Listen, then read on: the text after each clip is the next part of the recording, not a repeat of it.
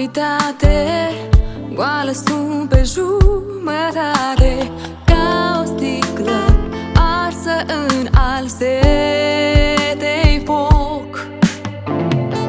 Numai liniștea mă ascunde printre amintiri și unde pe frecvențe paralele ne-am găsit noi loc.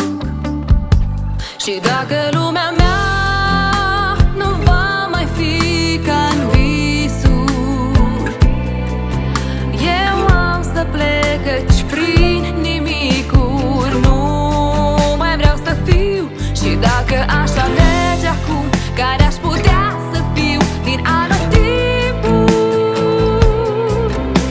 eu aș fi toamna în care ne-am văzut târziu.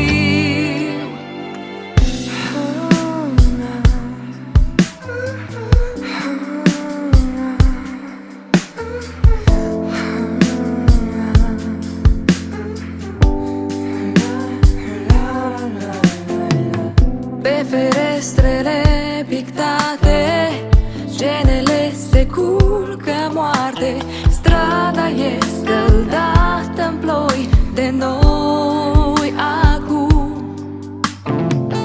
Dacă am fi noi curcubeul, eu culoarea, tu traseul, doar așa am fi împreună pe același drum.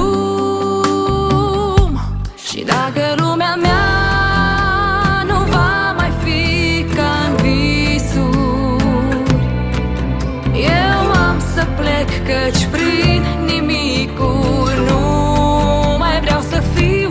Și dacă aș alege acum care aș putea să fiu din anotimpuri, eu aș fi toamna în care ne-am văzut târziu.